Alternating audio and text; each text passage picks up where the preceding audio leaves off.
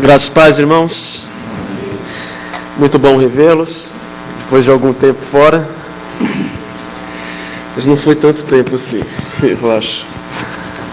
Gostaria que os irmãos abrissem suas Bíblias em Provérbios, capítulo 4.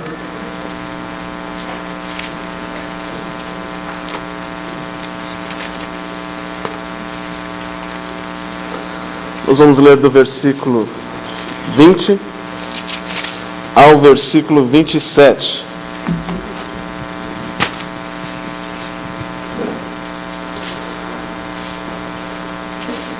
Há um ditado popular que diz que se conselho fosse bom, não se dava, se vendia. Mas hoje eu quero falar com os irmãos sobre bons conselhos que não se vendem. São bons e são de graça. E eles vêm de Deus para nós. Vamos ler Provérbios 4, versículo 20 ao 27. Filho meu, atenta para as minhas palavras. Aos meus ensinamentos, inclina os ouvidos. Não os deixes apartar-se dos teus olhos. Guarda-os no mais íntimo do teu coração. Porque são vida para quem os acha e saúde para seu corpo.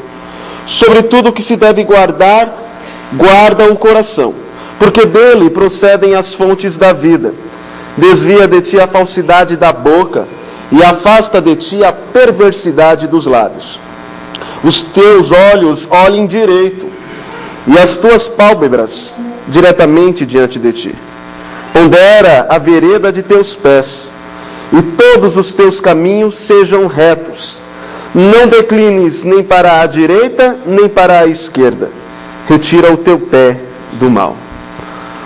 Pai, tua palavra foi lida e nós rogamos que o Senhor nos ilumine. Que o Senhor abra as nossas mentes, os nossos corações, para que possamos compreender a tua palavra, para que possamos entender as tuas ordens, os teus preceitos, os teus conselhos. E que não negligenciemos, ó Pai, os teus preceitos, antes que os observemos para a glória do teu nome e para a verdadeira alegria que nós podemos desfrutar na obediência. No nome do Senhor Jesus, pedimos estas bênçãos, a iluminação e a capacitação do teu Santo Espírito. Amém. Bons conselhos que não se vendem. Esses conselhos são bons porque eles não são os meus conselhos pessoais. Esses conselhos são bons porque foram dados por um homem muito sábio. Mas além disso, principalmente, esses conselhos são bons porque têm sua fonte no próprio Deus. Afinal, foi Deus que inspirou o sábio a que os escrevessem. Esses conselhos vêm de Deus. Esses conselhos vêm daquele que nos criou, daquele que nos conhece, daquele que nos salvou. Talvez você diga, mas eu não preciso de conselhos. Eu considero-me uma pessoa muito sábia. A Bíblia diz, não te estribes, não te apoies no teu próprio entendimento, na tua sabedoria. E aquele que é sábio, mas que é dado a ele mais sabedoria, ele se torna ainda mais sábio. Talvez você argumente, eu não preciso de conselhos, já conquistei tudo o que quis na vida, tenho o suficiente, para que eu precisaria de conselhos? Talvez você diga, eu já tenho tudo o que eu quis, e eu já segui todos os conselhos que eu poderia seguir para obter o que eu tenho, e eu estou satisfeito. Mas pessoas perderam anos de trabalho, anos de casamento, de boa fama, por causa de 5 minutos. 5 minutos de prazer pecaminoso, 5 minutos de descontrole. Nós temos vários exemplos. Talvez um dos exemplos mais clássicos para nós homens foi do jogador francês Zinedine Zidane, na Copa do Mundo, quando a França foi para a final com a Itália. O jogador que era mais conceituado, todos entendiam e sabiam que ele faria a diferença.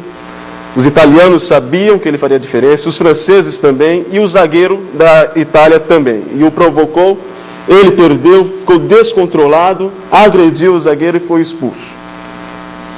em 5 minutos, menos de 5 minutos, em segundos, ele colocou em risco tudo aquilo que ele havia construído em anos de carreira. Talvez você diga, bem, eu não preciso de conselhos porque sou experiente, sou velho, sou maduro. Mas é interessante lembrarmos que foi em sua maturidade que Davi cometeu grandes pecados. Cobiça, o adultério, homicídio. Foi em sua maturidade, em sua experiência, que as mulheres desviaram o coração de Salomão. Foi quando velho que Noé se embebedou. Então, independente do que você já tenha conquistado, da sua idade, independente do seu grau de conhecimento, todos nós precisamos de conselhos, ainda mais desses conselhos que vêm da parte de Deus. Mas antes de nos voltarmos a estes conselhos de fato, porém devemos preparar os nossos corações para receber esses conselhos da parte do Senhor. E é o que o autor, que o sábio faz. Versículo 20 diz: Filho meu, atenta para as minhas palavras, aos meus ensinamentos inclina os ouvidos. Não os deixes apartar-se dos teus olhos.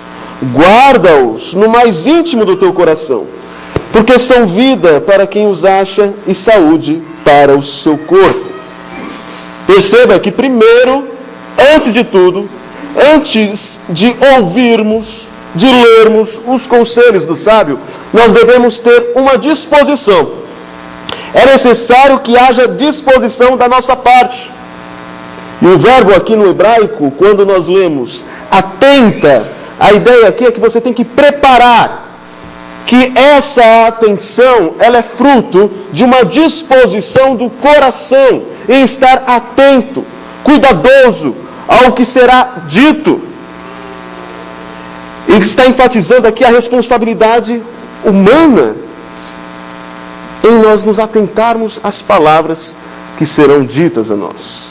Então, primeiro, é necessário que haja em nós disposição. Atenta para as minhas palavras e aos meus ensinamentos, inclina os ouvidos. 2 verbos, atenta e inclina. Todos eles apontam para a disposição que nós devemos ter em relação a estes conselhos que virão. Segundo, é necessário retenção, ou seja, reter esses conselhos. O versículo seguinte diz: não os deixes apartar-se dos teus olhos. Não esqueça. Depois de você entender, você dispõe o coração para entender, e depois que você entender esses conselhos, não deixe esses conselhos se apartar dos teus olhos. Guarda-os no mais íntimo do teu coração. Não os deixes apartar-se e guarda-os no mais íntimo do teu coração. Retenha. Leve-os para a vida toda, para todas as áreas da sua vida, para todos os contextos em que você está inserido. Não se esqueça desses conselhos. Tenha disposição e retenha esses conselhos. Por quê? O versículo 22 diz: porque são vida para quem os acha e saúde para o seu corpo. Quais os benefícios de seguirmos estes conselhos que virão? Porque eles são vida para quem os acha e saúde para o seu corpo. São conselhos de vida saudável, de vida equilibrada, vida que glorifica a Deus. São conselhos que traz equilíbrio à nossa vida, que nos traz vida abundante. Então, até aqui você sabe como você tem que ouvir esses conselhos. Com disposição, reter, sabendo que esses conselhos têm um propósito. Ele nos traz vida e saúde, nos traz vida abundante, nos traz vida equilibrada, se nós os seguirmos. Em seguida, então, vemos os conselhos. E o primeiro conselho, e o mais importante, e vem em primeiro, não é por acaso, é guarda o teu coração. Primeiro conselho: sobre tudo o que se deve guardar, guarda o coração, porque dele procedem as fontes da vida. Agora, a ideia de guardar aqui não é a ideia de esconder apenas. É uma ideia do indivíduo que guarda um prisioneiro, que guarda um tesouro, que vigia, que cuida. Então, sobre todas as coisas que você deve guardar, guarda o teu coração. E o que é o coração? No Ocidente, na nossa cultura, o coração ele é muito relacionado às emoções. Mas o coração na Bíblia, ele fala assim de emoções, mas não só isso. Fala também de razão, fala de vontades. A Bíblia diz que o coração é a substância interior do homem. É aquilo que ele realmente é. E não aquilo que ele apenas aparenta ser. Nós já lemos aquele texto lá em 1 Samuel, quando Samuel é enviado por Deus para escolher um novo rei. Os irmãos de Davi aparecem, belos, vistosos, e Samuel pensa, é este. E Deus reprova. Deus diz, não é. Agora é este, porque é forte, porque parece ser capaz, tem o aspecto, as características de um bom guerreiro, e Deus diz, não é. E Deus vai dizer a Samuel, não atentes para a sua aparência, nem para a sua altura, porque eu rejeitei, porque o Senhor não vê como vê o homem. O homem vê o exterior, porém o Senhor vê o coração. Isso está lá em 1 Samuel, capítulo 16, versículo 7. É do coração que procedem os pensamentos. A razão. Nós lemos lá em Hebreus que a palavra de Deus ela é apta para discernir os pensamentos e propósitos do coração. Aí em Hebreus capítulo 4, versículo 12. É do coração que procedem as palavras. Jesus disse em Lucas 6, versículo 45. A boca fala do que o coração está cheio. É do coração que procede os atos que agradam a Deus. Jesus disse, Paulo diz, não servindo à vista, como servos de homens, mas servir, fazendo a vontade de Deus, de coração, fazendo de coração a vontade do Senhor, para que o Senhor se agrade. Efésios capítulo 6, versículo 6. É do coração também que procedem os atos que desagradam a Deus. Em Mateus capítulo 15, versículo 19, Jesus pergunta, de onde vêm as más atitudes? De onde vem a prostituição, o homicídio, o roubo, a inveja? De onde, senão do coração? É com o coração também que se crê. Romanos 10, versículo 10. Porque com o coração se crê para a justiça e com a boca se confessa a respeito da salvação. Então o coração na Bíblia é o centro, é a substância interior do homem, que pensa, que sente, que tem vontades. E quais são as características do coração humano?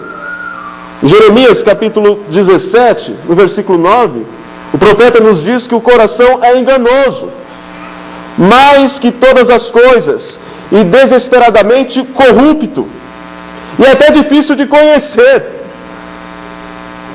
Se você ficasse sabendo que uma pessoa, que há pouco tempo você foi apresentado, ela é uma pessoa que engana, ela é uma pessoa que distorce, ela é uma pessoa que se aproveita dos outros, com certeza você teria algumas reservas. Você até conversaria, mas ficaria um tanto desconfiado.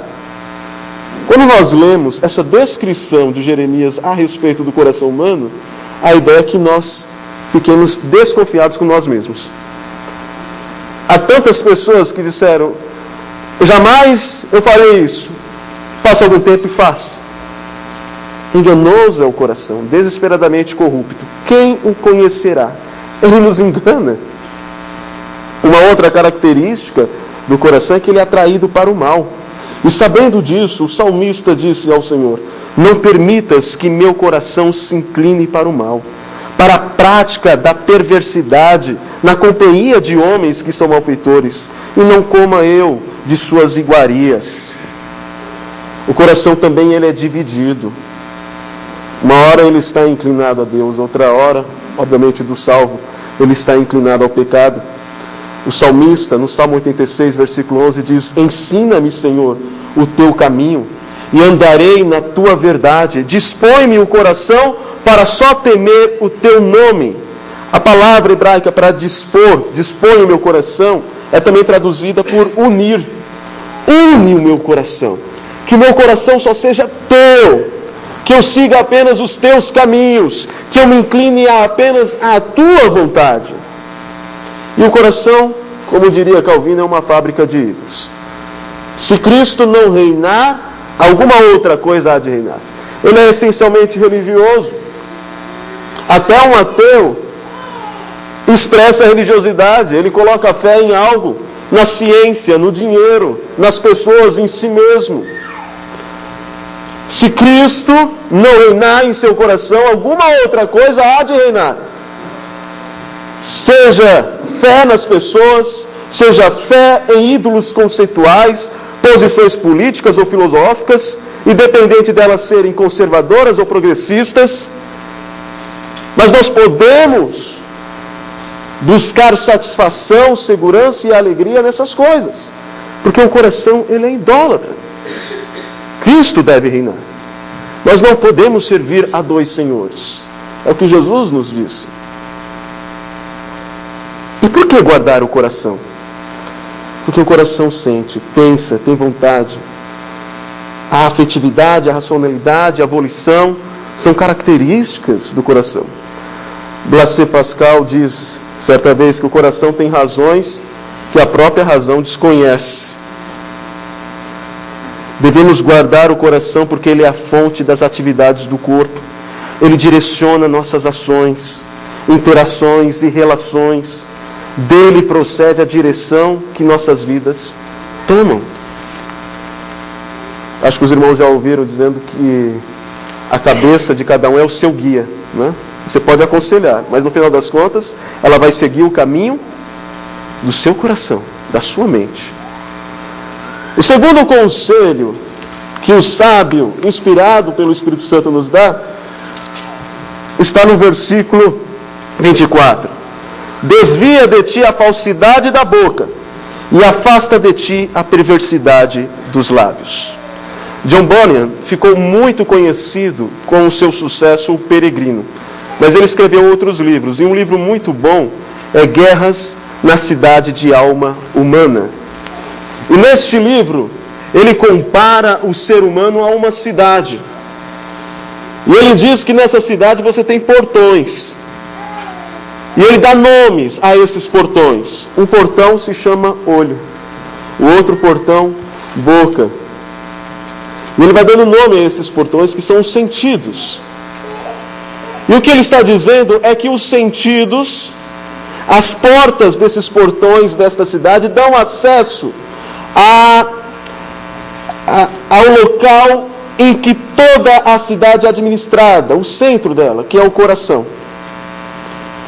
Então ele diz que os lábios, os olhos, eles podem expressar o que o coração está sentindo, o que o coração quer, mas ele também é influenciado exteriormente. Aquilo que você deposita o seu olhar por um longo tempo pode influenciar o seu coração, a sua mente. Então é uma estrada, é um caminho de duas vias. Então ele diz, é necessário que guardemos estas portas, que saibamos administrar aqueles que entram e saem, para que nenhum inimigo entre por estas portas, por esses portões do sentido, e tenham acesso ao coração, a sede administrativa da cidade humana. E é interessante que o sábio, ele começa agora a falar da boca, depois ele vai falar dos olhos, e depois dos pés, que são portas que dão acesso ao coração. Ele diz, desvia de ti a falsidade da boca, afasta de ti a perversidade dos lábios. Guarda agora os seus lábios. Porque guardar os seus lábios é guardar também o coração. Guardar os olhos é também guardar o coração. Guardar os pés é também guardar o coração. Porque tudo isso lábios, olhos, pés, são portas que dão acesso à central administrativa da cidade humana. O indivíduo é aquilo que ele fala, disse alguém, que eu não me lembro agora. Mas é interessante, você pode enganar muito com palavras. Mas já viram aquelas pessoas que falam, que enganam, que mentem, e de repente as palavras dela o traem? Ela se contradiz, você pega alguns detalhes. Nós vemos isso como os investigadores, né? Quando eles descobrem um grupo que cometeu algum crime, a primeira coisa que eles fazem é separar os indivíduos. E vai conversando, e eles percebem que o discurso se contradiz. As palavras traem, porque o indivíduo é aquilo que ele fala. As palavras traem os perversos. O texto diz: desvia de ti a falsidade. Uma tradução mais literal da palavra hebraica, traduzida como falsidade, é distorção. Afasta de ti a perversidade, o desvio. Ou seja, mantenha-se o mais longe possível de toda a falsidade no modo de falar, a saber, a mentira, o engano, a insensibilidade, a ofensa, a distorção dos fatos, a desproporção exagerada, a brutalidade, a agressividade no falar. Em Colossenses, capítulo 4, versículo 6, Paulo orienta a igreja de Colossos: a vossa palavra seja sempre agradável, temperada com sal, para saberdes como deveis responder a cada um. Naquela época, obviamente, eles não tinham geladeira, e para conservar a carne, eles colocavam no sal. Ou seja, as suas palavras não podem degenerar o ambiente em que você está. Elas devem ser temperadas do sal para reter a podridão, para que a corrupção não se espalhe. Essa deve ser a palavra do cristão. Obviamente, isso exclui a fofoca, tão praticada, um pecado tão comum. Tiago, capítulo 3, do versículo 5 ao 12, diz: observai igualmente os navios, que sendo tão grandes e batidos de rijos ventos, por um pequeníssimo leme, são dirigidos para onde queira o impulso do timoneiro. Assim também a língua, pequeno órgão, se gaba de grandes coisas. Vede como uma fagulha põe em brasas tão grande selva. Ora, a língua é fogo, é mundo de iniquidade. A língua está situada entre os membros de nosso corpo e contamina o corpo inteiro. E não só põe em chamas toda a carreira da existência humana, como também é posta ela mesma em chamas pelo inferno. Pois toda a espécie de feras, de aves, de répteis e de seres marinhos se doma, e tem sido domada pelo gênero humano. A língua, porém, nenhum dos homens é capaz de domar. É mal incontido, carregado de veneno mortífero. Com ela, bendizemos ao Senhor. Bendizemos ao Senhor e Pai. Mas também com ela amaldiçoamos os homens, que são feitos à semelhança de Deus. De uma só boca pode proceder bênção e maldição? Meus irmãos, não é conveniente que estas coisas sejam assim. Acaso pode a fonte jorrar do mesmo lugar o que é doce e o que é amargoso? Acaso, meus irmãos, pode a figueira produzir azeitonas ou a videira figos? Tampouco fonte de água salgada pode dar água doce. Ou seja, você é uma coisa ou outra. Há necessidade de coerência no nosso falar. E tantos palavrões, tantas palavras indecentes, que nós apenas dizemos, são interjeições, não significam nada. E a palavra diz, para que tenhamos cuidado com o palavreado obsceno. Isso não glorifica a Deus. É necessário que tenhamos cuidado quanto a isso. Pedro nos diz em sua primeira epístola, no capítulo 3, versículo 10, pois quem quer amar a vida e ver dias felizes, refreie a língua do mal e evite que seus lábios falem dolosamente. Isso vai ao encontro desses conselhos, porque esses conselhos, como nós vimos, eles trazem saúde, eles trazem vida. E Pedro diz: quem quer amar a vida e ver dias felizes, refreie a língua e evite que seus lábios falem dolosamente. O terceiro conselho do sábio está no versículo 25. Os teus olhos olhem direito e as tuas pálpebras diretamente diante de ti. A ideia do texto é que há diante deste filho, deste homem, um caminho reto. Há um caminho reto diante de nós, que Deus revelou em sua palavra. E cabe a nós não nos desviarmos. Cabe a nós não olharmos nem para a direita nem para a esquerda. O texto diz: os teus olhos olhem direito e as tuas pálpebras diretamente diante de ti. Não desviem o olhar. Já ouviram aquele ditado infame? A grama do vizinho sempre parece ser mais verde. Olhar para os lados. Desviar o foco. Jesus disse em Lucas 11, versículo 34: são os teus olhos a lâmpada do teu corpo. Se os teus olhos forem bons, todo o teu corpo será luminoso. Mas se forem maus, o teu corpo ficará em trevas. Para onde você tem inclinado o seu olhar? O que você vê? O que você absorve? Isso também nos fala de perspectivas. A perspectiva correta de um cristão é ter Deus como referência de seus atos. Qual foi o pecado de Adão e Eva? Foi sim a desobediência, foi sim a rebeldia, mas também foi uma mudança de centro. Deus havia dito: vocês podem comer de todos os frutos de todas as árvores, com exceção da árvore que contém o fruto do bem e do mal. Porque no dia que comerdes desse fruto, certamente vocês irão morrer. E eu creio que eles ficaram um bom tempo sem se alimentar deste fruto. Mas Eva foi seduzida pela serpente. E a serpente ofereceu uma nova estrutura de pensamento, que não tinha o seu referencial em Deus, mas no próprio homem. E Eva aceita essa estrutura de pensamento. O texto diz: vendo Eva que o fruto era bom, agradável e desejável para dar conhecimento, ela tomou, comeu e deu ao seu marido. Repare que ela está fazendo uma avaliação de si mesma. É ela que diz que é bom, é ela que diz que é agradável, é ela que diz que é desejável. E ela está dizendo que é bom aquilo que Deus disse que era mal, que era errado.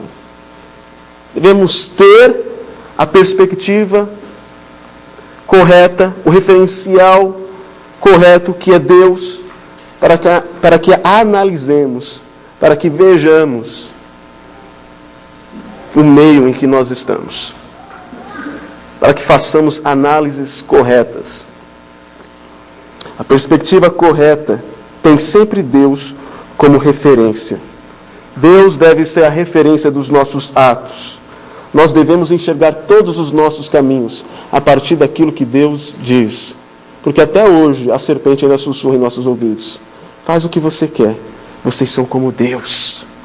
Isso é uma mentira satânica. O nosso modo de ver, de enxergar a vida, deve ser pautado pela palavra de Deus. O quarto e último conselho do sábio é: guarda os seus pés.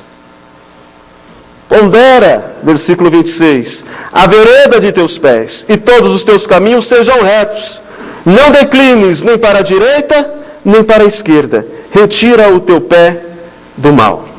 O fato de 2 versículos serem dedicados aos pés, aos caminhos, ressalta a importância do fazer. Nossos caminhos têm a ver com o nosso procedimento, com os métodos empregados diariamente em nosso viver, nos nossos relacionamentos, no trabalho, nos estudos.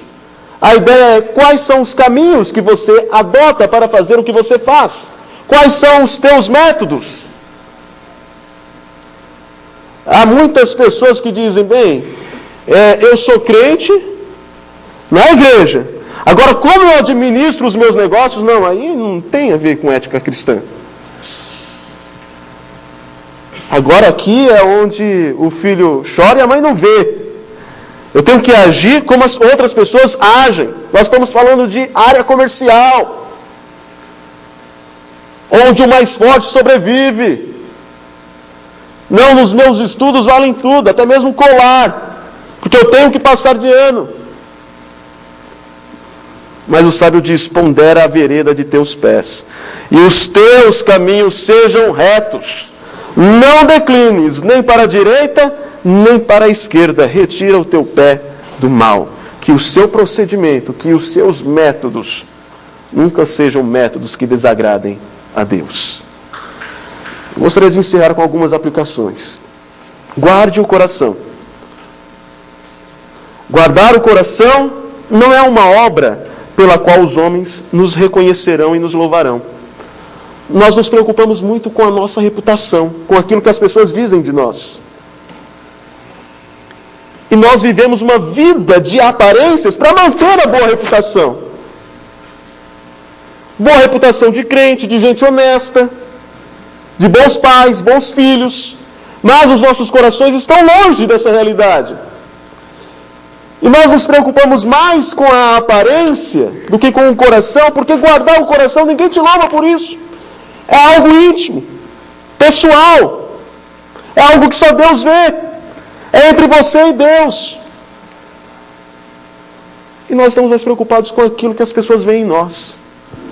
Então saiba que ninguém vai te louvar, ninguém vai te reconhecer pelo fato de que você guarda o coração. Mas sobre todas as coisas que você deve guardar, guarda o teu coração, guarda a tua mente.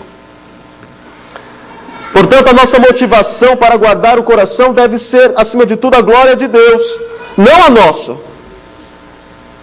Eu guardo o meu coração para viver uma vida santa, de integridade diante do meu Deus, para louvor e glória dEle. Que Ele, sim, seja glorificado. Administre seus pensamentos. Você administra o tempo, você administra dinheiro, você administra até mesmo os seus relacionamentos, mas muitas vezes, frequentemente, esquecemos de administrar os nossos pensamentos. Lutero certa vez diz, você não pode impedir de um pássaro sobrevoar a sua mente, mas você pode impedi-lo dele fazer um ninho. Há pensamentos, há propósitos que não agradam o Senhor. Retire de sua mente. O puritano Lewis Bailey escreveu um livro que é a prática da piedade, e ele diz assim, de manhã, mantenha bem fechada a porta do seu coração, para que nenhum pensamento terreno entre antes de Deus entrar.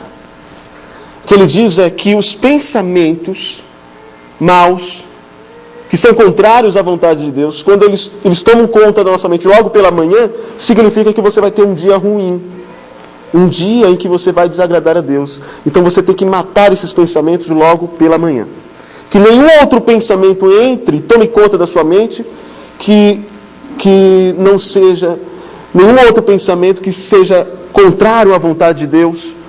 E que o seu primeiro pensamento, que os seus primeiros propósitos tenham a ver com viver uma vida que agrade ao Senhor. Administre, portanto, os seus pensamentos. Siga o conselho de Paulo. Finalmente, irmãos, tudo que é verdadeiro, tudo que é respeitável, tudo que é justo, tudo que é puro, tudo que é amável, tudo que é de boa fama, e se alguma virtude há, e se algum louvor existe, seja isso que ocupe o vosso pensamento. Filipenses, capítulo 4, versículo 8. E ore. Ore dizendo como o salmista, examine-me, Senhor, e prova-me. Sonda-me o coração e os pensamentos. O Senhor conhece o meu coração. Vê se há algum caminho mau e me guie pelo caminho eterno. E lembre-se da palavra do teu Senhor, do teu Salvador. Bem-aventurado os limpos de coração, porque verão a Deus. Em segundo lugar, guarde seus lábios. Mais um conselho de Lewis Bailey: mantenha a sua linguagem tão limpa de toda obscenidade como deseja que sua comida esteja sem veneno, e que a sua conversa seja revestida de graça, para que aquele que o ouve se torne uma pessoa melhor graças a você. As suas palavras têm tornado as pessoas do seu relacionamento melhores? Elas estão sendo temperadas com sal? Ele continua: e sempre que falar do Evangelho, seja mais caloroso do que quando falar de assuntos seculares. Eu lembrei daqueles testemunhos que o indivíduo diz: quando eu não era crente, eu era bandido, e eu assaltei o banco tal, e eu fiz isso, e eu fiz aquilo outro. Aí a igreja fica, impressionada, e eu fugi com um helicóptero, depois peguei um carro, pulei no mar, nadei, peguei uma bicicleta, corri, fiz um triatlo fugindo da polícia, e todo mundo impressionado, e ele vai falando das coisas ruins que ele fez. Depois de uma hora ele diz: e aí eu me converti. E a igreja faz: parece que perdeu a graça. O legal mesmo foi aquela adrenalina, aquela vida ruim que o indivíduo levava. Mas ele diz: e sempre que falar do Evangelho, seja mais caloroso do que quando falar de qualquer outra coisa. Demonstre em suas palavras que você ama o Evangelho, que você ama o seu Senhor. E olhe para o teu Senhor e Salvador. Talvez você diga: pastor, mas eu sou uma pessoa que se irrita fácil. Você tem que entender isso. Está no meu sangue, italiano, nordestino, seja o que for. Eu sou pavio curto. Então, meu conselho, meu caro, olhe para o teu Senhor. Olhe para o teu Salvador. Isaías 53, versículo 7 diz: ele foi oprimido e humilhado, mas não abriu a boca. Como cordeiro foi levado ao matadouro, e como ovelha muda perante os seus tosqueadores, ele não abriu a boca. Olhe para o teu Senhor. Olhe para o teu Salvador, que foi humilhado e oprimido, mas foi à cruz como um cordeiro mudo. Ele não abriu a boca. E quando ele abriu, ele diz: Pai, perdoa-os, porque não sabem o que fazem. Guarde os teus olhos. Faça uma aliança com os teus olhos. Jó 31, versículo 1 diz: fiz aliança com os meus olhos. Como, pois, os fixaria em uma donzela? Eu fiz aliança com os meus olhos para não cobiçar mulheres. Eu e Deus dispus o meu coração para isso. E tantas pessoas que têm os seus olhos distorcidos, impuros, que se voltam diariamente à pornografia. E quando não se voltam à pornografia na internet, na TV, alimenta esses pensamentos na mente. E Jesus diz: eu, porém, vos digo que aquele que em seu coração cobiçar a mulher, cometeu adultério. E nós vemos Jó dizendo: eu fiz aliança com os meus olhos para não fixar, para não cobiçar donzelas, mulheres. Desvia os meus olhos para que não veja a vaidade, para que não vejam a vaidade. E vivifica-me, Senhor, no teu caminho, diz o salmista, no Salmo 119, versículo 37. E mantenha seus olhos sempre fitos em Cristo, olhando firmemente para o autor e consumador da nossa fé. Guarde os teus pés, ore sempre, sonda-me, ó Deus, e conhece o meu coração, prova-me e conhece os meus pensamentos, vê se há em mim algum caminho mau e guia-me pelo caminho eterno. Senhor, eu tenho procedido mal, os meus métodos não têm glorificado.